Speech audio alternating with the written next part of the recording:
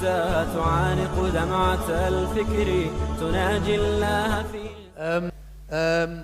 One of the next questions is, how do I protect myself from zina? I think the questions are related. So how do you protect yourself from zina? The reality is, number one, everyone listen to this. It's not what you think I'm going to say. Okay? Self-restraint. Restrain yourself. You can. Restrain yourself. I mean, I had a 14-year-old come to me not so long ago. How do I protect myself from zina? I want to get married. Come on, be a little bit realistic. You got to protect yourself. You restrain yourself. Sabr. Come on, your day will come. When we were young, we also used to look at the opposite sex sometimes and think, when will I ever get married? Today, mashallah, we've got children of our own, mashallah. I'm sitting on about 8 children by the will of Allah. Mashallah. So, subhanallah, to be honest with you, you have to protect yourself. That's what sabr is all about. The reward you're going to get is for abstaining from prohibition.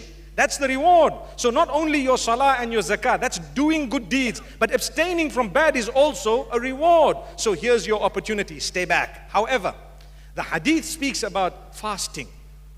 So you will fast. Fast every Monday and Thursday, fast thrice, 3 times a month, the Ayyamul Bid, the 13th, 14th, 15th of the lunar calendar and so on. This will help you. Concentrate, have good company.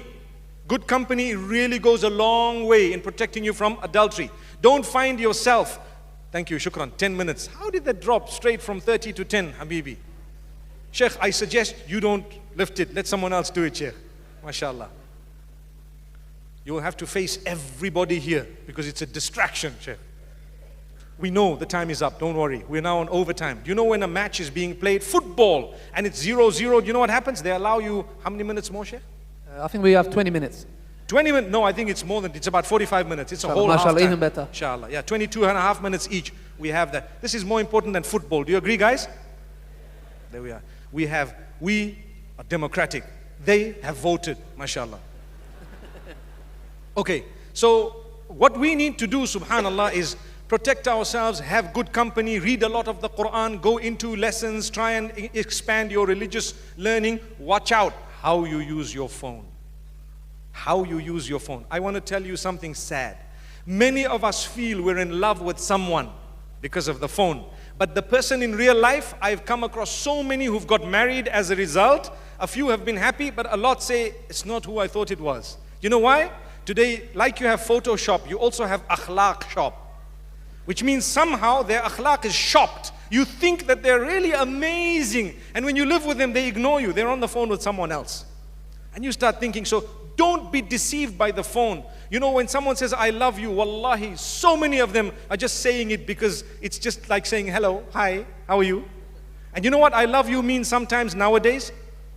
I want to use you. That's what it means. I promise you it means that. Have you seen what I've said once, some time back on Twitter? I said, if people can say lol without laughing, they can say I love you without loving.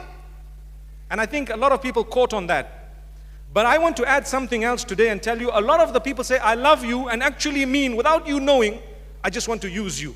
And because women are generally, emotionally, they get more attached, it's sometimes the youth, the young men who are abusing this attachment. So be careful. Abstain, be strict on yourself. You fast, you have good company, and you try and engage in more acts of worship. Go out and become a volunteer. Help here, help there. And subhanallah, when the time is right, then you start opening your eyes. And I have one statement for a lot of the brothers and sisters who are not married. Subhanallah. And that is, before you are married, don't close your eyes onto one person. As tough as that sounds. As tough as it sounds. Once you're engaged, then you close your eyes. Done. Because maybe Allah doesn't want you to marry the person because they are bad, horrible. Or maybe Allah doesn't want it because something might go wrong with the children that couple will have and you don't know. So maybe Allah is keeping you apart. I'm not saying don't try. You try. You speak to your parents. You convince them. You can even change your wilaya if you want. You know what that means? This is my wali. He's my father. I will go to the panel of scholars and tell them my father is blocking my marriage without any reason. So I want to marry without my dad. And if you qualify for that, you can actually shift that wilaya to a wali will be someone else. Who will it be? that panel of scholars in an Islamic country, you'd have the qadi or someone who would represent you as a wali. So the person becomes a wali of yours. So you need to be careful, because sometimes if you do that and you know that the person you want to marry is not standing on their own 2 feet in terms of, finances and so on, you might have to come back to your family one day and they might not want you at that stage. I think most families do take you back, but why should we do that? May Allah subhanahu wa ta'ala grant us ease. So if you want to protect yourself from zina, there are steps. The hadith speaks of fasting and lowering your gaze. Today people watch movies and watch this, and you know what? We see all these tutorials. Hijab tutorials are being watched by the males. I don't know what for. Hijab tutorials. And they forward you and say, did you see this hijab? Is this the camel hump? Brother, there's a hump in your head, man. May Allah subhanahu wa ta'ala forgive us. What are you worried about this thing here for? Take it easy. Let the sisters go ahead and have a peep. But then you look at your wife and you say, I saw the tutorial. I think you need to look a bit like so-and-so, so-and-so. May Allah forgive us. So this is why we don't lower our gaze, and we don't realize lowering the gaze is very important, even when it comes to the screen. I know, you always get wise cracks in the youth. Sometimes they say, but Sheikh, I'm lowering my gaze, looking in the screen, I'm lowering my gaze. That's not what it is. You know what I mean. You don't look at these things by the will of Allah. And if you do, you are allowed to say, MashaAllah. If you really have great intentions, you can even say, Inshallah. But it's okay. That's where it stops. Allah. Yeah, we got 2 more questions, inshallah. I need to get these out of the way, brothers, so please bear with us. It won't be long, inshallah. But before I go on the question, I just want to mention a story regarding how the families reject proposals because of their color. There was a story where a brother, a righteous brother from Africa, who came to ask for a sister's hand, and the family rejected based on his color.